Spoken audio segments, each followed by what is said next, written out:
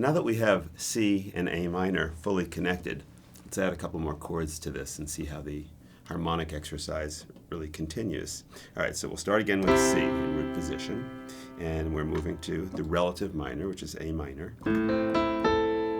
From there, the next chord we're going to go to is a major chord. So the first thing you should see is that we went from major, C major, to minor, and then we're going to go to major again. Now, F major, the key of F major has one flat, which is B flat. And after F major, we're going to go to the relative minor of that, which is D minor. So again, to find the relative minor of a key, basically you want to go to the key that shares the same key signature. And the trick is that if you're on C major, you want to find the relative minor, you'll go down a minor third. So to find a minor third, you're going to go down the equivalent, let's say the left hand, of a whole step and a half step. So you go from C, and you go down a whole step to B flat, and then one more half step, and you're on A minor. And the same way, if you're on F major and you want to find the relative minor, you can go down a whole step and a half step. So a minor third really is equivalent to a whole step and a half step.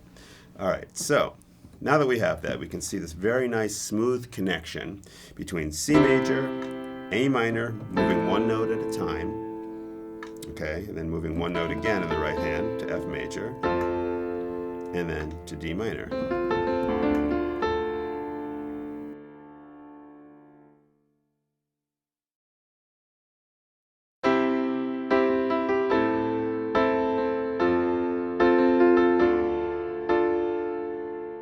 Very, very smooth. So let's figure out why this is so smooth and how that you can find these connections on your own. Here we are. We'll just take the right hand now. Start on C, root position, and we all know by this point that we're going to move to A minor. Here's some ways to think about it. What you want to do is first move one finger. The cool thing here is that C major and A minor share two of the same notes. In C major, you have C, E, and G. And in A minor, you have A, C, and E. But to find the closest A minor chord to the position of C major that you're in, you only have to move one note. So the first thing we're going to do is move the top finger, G, to A minor, which is the root of the next chord. And that's a little hint right there. You'll notice that it moves a whole step, which is equivalent to two half steps. All right, so C major to A minor. The next chord we go to is F major. So what's cool here is now we move the top finger, now we're going to move the next finger down, and before we moved a whole step, now we're going to move a half step. So you want to move this E to the F. F is the next chord we're going to, so in a way it's very obvious. When we moved from C to A, you move the finger that you moved went to A. Now you're moving to an F chord, the finger that you're going to move goes to an F and a half step.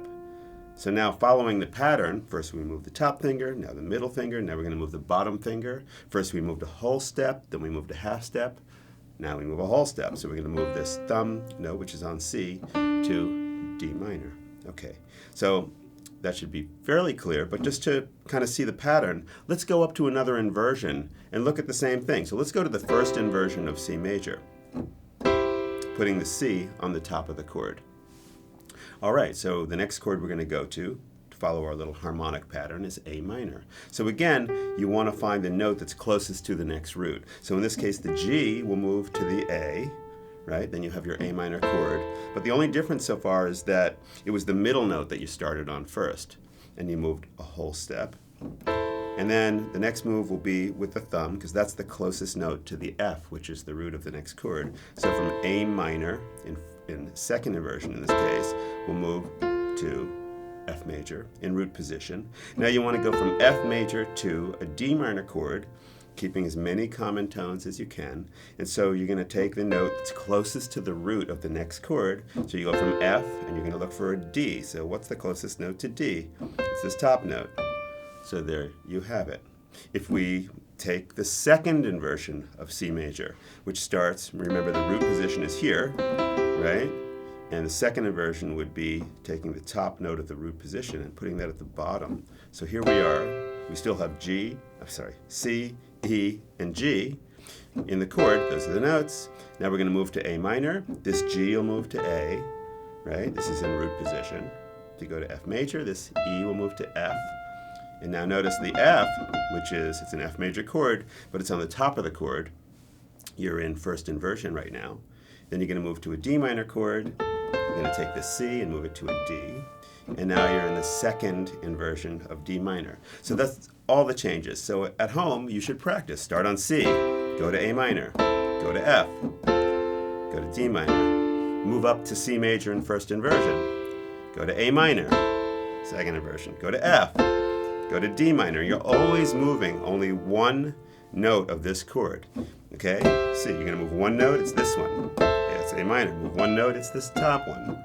Go to D minor, move one note, it's the middle one. It creates this really nice little pattern. So if you can, try something a little bit musical, whether it's a comping pattern, whatever.